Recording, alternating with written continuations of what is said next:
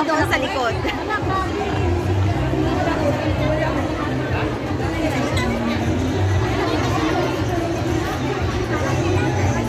Fiesta.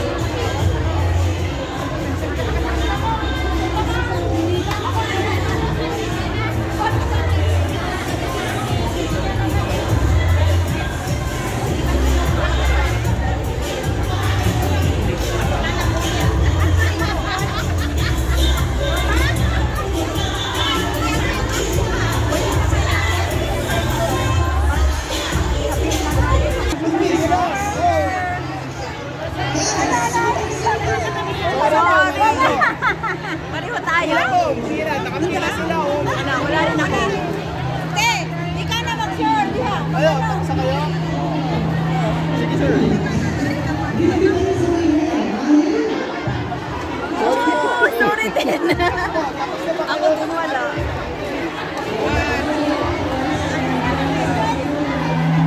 Wala na kayo, wala.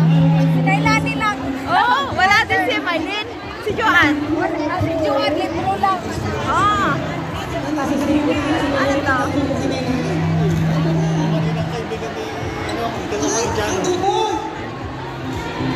Ang ating panglimang Pinoy Power Contestant ay galing sa probinsya ng Rizal. At nagtatrabaho siya bilang engineer.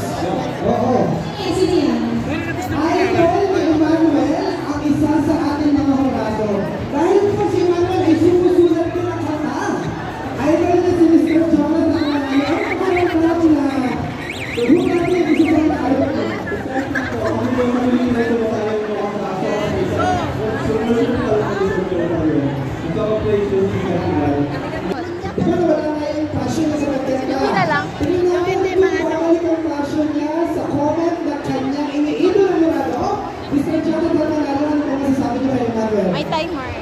Manuel, first of all, congratulations to you. So, Dapat re-rest siya pag nag-blink. Complicated piece to take on kasi yung shifts niya from regular range niya mataas na in itself tapos pati yung falsetto. So ngayon ko lang naman yung awit na yun. And you pulled off the performance. Very, very galing. And nandun na lang namin yung sakit. Yan sinabi mo kaya pala feel na yung pagkanta mo. Nagagaling mo lang sa Yay! Lechon! Yeah, lechon! Yung channel mo kung paano mo pinakanta yung Yay! Congratulations! Uling!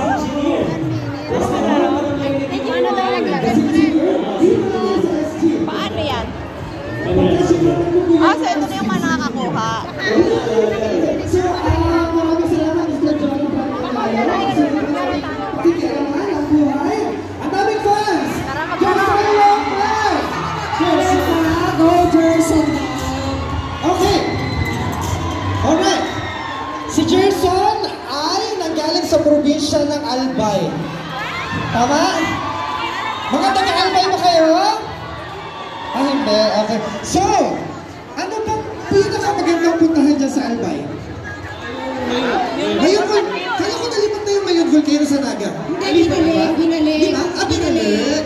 Okay, alam ko wala kayong pakailan pero tumira ako ng isang taon sa Bicol. Grabe, sobrang ganda sa Bicol. Ang sarap ng pagkain. Matahimik. Bicol Express! So 7 years old ka pa lang daw.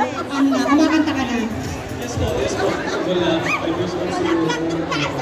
Kumakanta pa na 7 years old. Ikaw, ano ginagawa mo 7 years old ka? Anong core memory mo?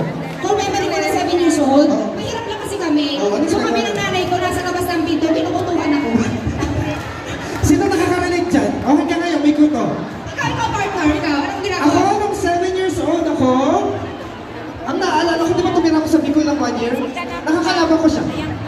Saan? Sa Bukid. Ikaw yung ikaw yung hawakan mo ng tenga. Ikaw ba yun? Nakaway ko ng grade 2. Oo. Nakaway ko ng grade 2 eh. Masama ugali ni Jerson. Joke lang. Nakaway ko ng grade 2. Oo. Ano ba? Tanong naman natin, bakit sir ang dami mong fans? Ano sa inyo? Mga binayaran mo? Sabi, mga pinayagan. Okay. Maraming fans. Makikitaas mo ng angpaw na ibinigay ni Jerson sa inyo? Wala. Pagbayad. Kapag nanalo na lang, kapag nanalo. Sino pwedeng bumulong sa mga judges? So dahil malapit kayo, bulungan nyo na. Sabihin nyo, alam nyo kung saan sila lalabas. Okay. Alangin na natin ang comment para kay Jerson ni Coach Vince Conner. Mahirap talaga kumanta ng galing. Tapos, yung mga melody, yung mga mataas yung range na kaya mo. Tapos, yung feeling, maganda yung feeling mo. Kaya lang, kailangan mo talaga mag-relax. Kasi parang tension mo, your posture.